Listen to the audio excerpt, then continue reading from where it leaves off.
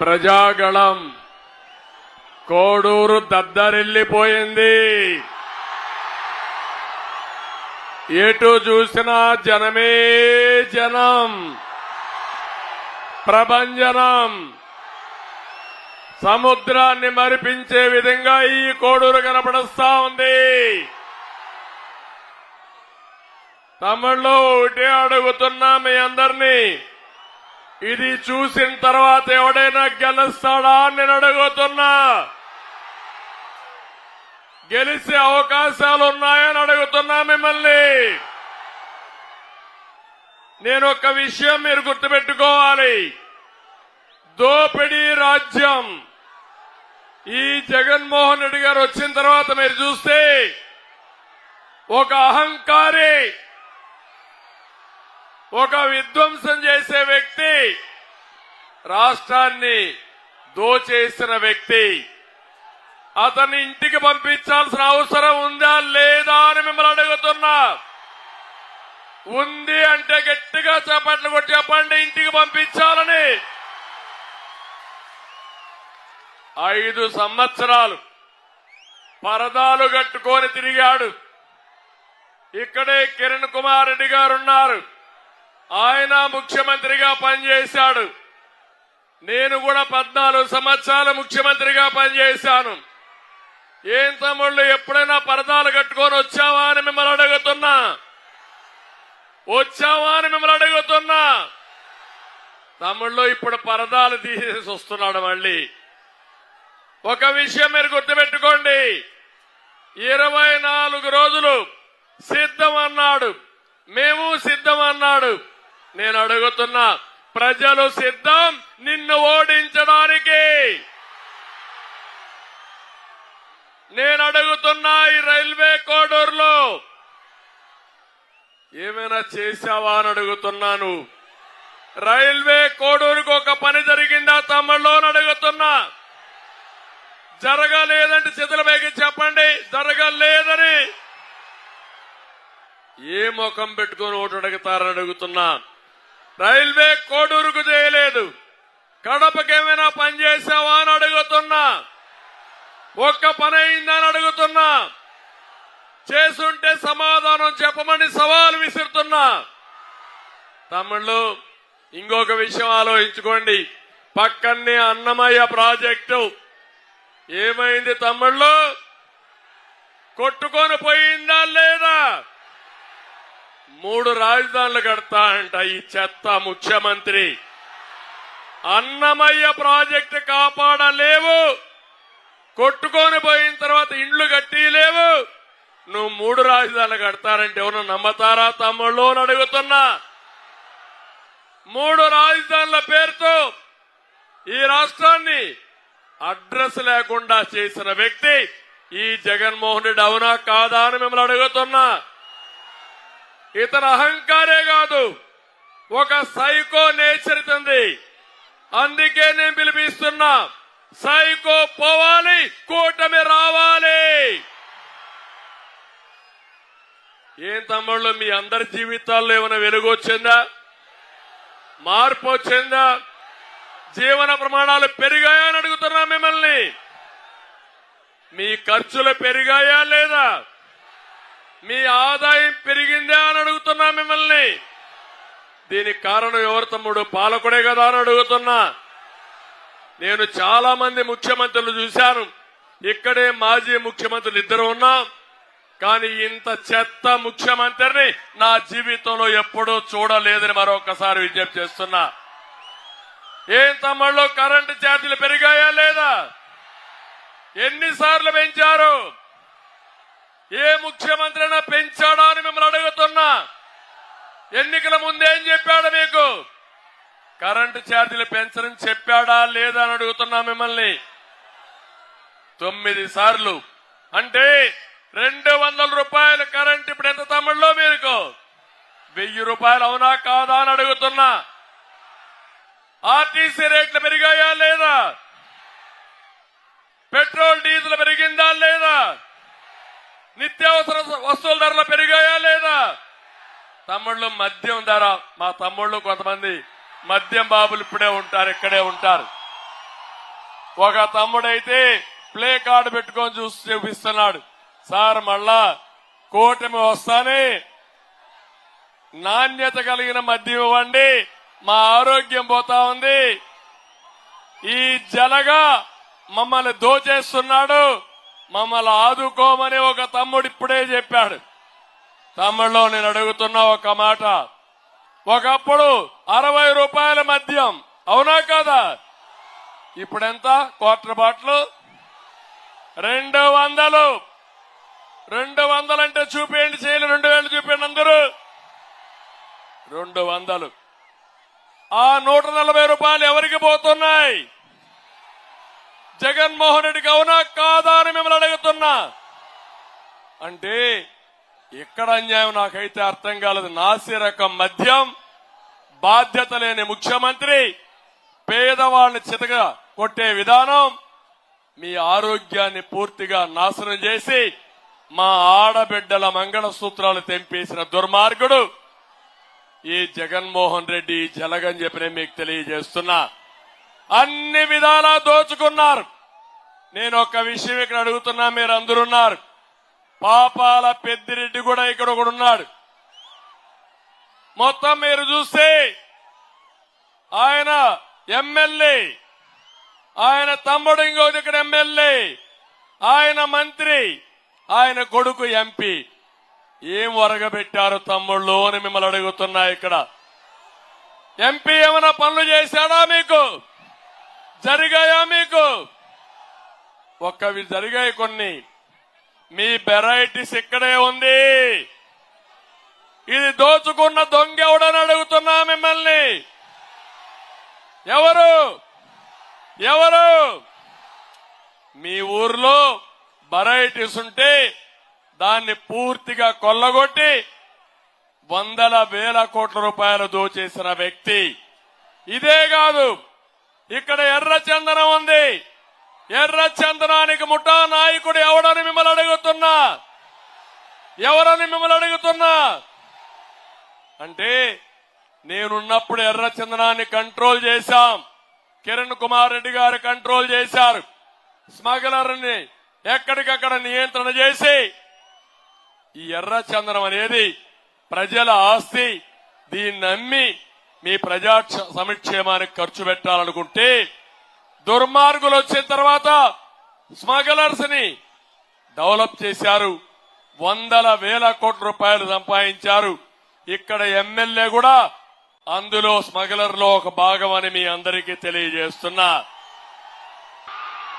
అభిమాన ప్రేమాభిమానంతో ప్రేమాన్ని కురిపిస్తున్న ఆశేష జనసందోహానికి, అన్నదమ్ములకి, ఆత్మబంధువులకి దారి పొడవుతా మార్పు కోసం మీరొచ్చారు. మాకు నీరాజనాలు పలికిన ప్రతి ఒక్కరికి నా హృదయపూర్వక నమస్కారాలు. నువ్వు హారతిస్తున్నావు తమ్ముడు, ఇది నాకు ఇవ్వట్లేదు, మార్పు కోసం హారతిస్తున్నావు.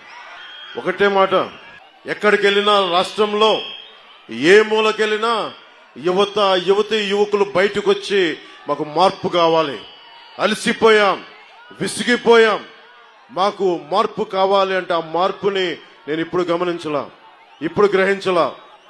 వైసీపీ వచ్చిన రోజునే గ్రహించాను. అందరం ప్రజలు తప్పు చేశారు ఆ రోజునని. ఆ రోజు నుంచి ఈ రోజు వరకు నేను మీకోసం పోరాటం చేస్తూనే ఉన్నాను. ఇదే 2009లో మన మీద ఉన్నది పార్టీని నడపలేకపోయాం, పార్టీని నడపడం మీకు చేత కాదని అన్నారు. ఆ మాట తప్పని ప్రూవ్ చేయడానికి దశాబ్దం నుంచి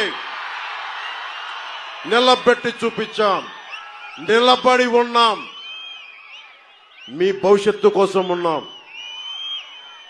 యువతరానికి ఏ సంపద విడిచిపెట్టాం? యుద్ధము, రక్తము, కన్నీరు తప్ప, గాయాలు, బాధలు, వేదనలు తప్ప, కలలు తప్ప, పిరికితనం, మోసం తప్ప. కష్టాలు మనకి, సంపద పెద్దిరెడ్డి గారికి, మిథున్ రెడ్డి గారికి, జగన్ రెడ్డి గారికి.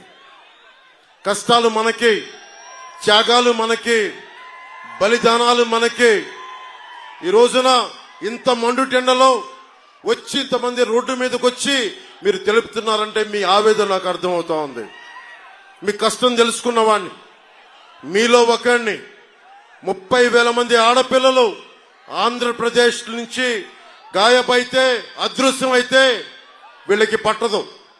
పెద్దిరెడ్డి గారికి పట్టదు, మిథున్ రెడ్డి గారికి పట్టదు, జగన్ గారికి పట్టదు.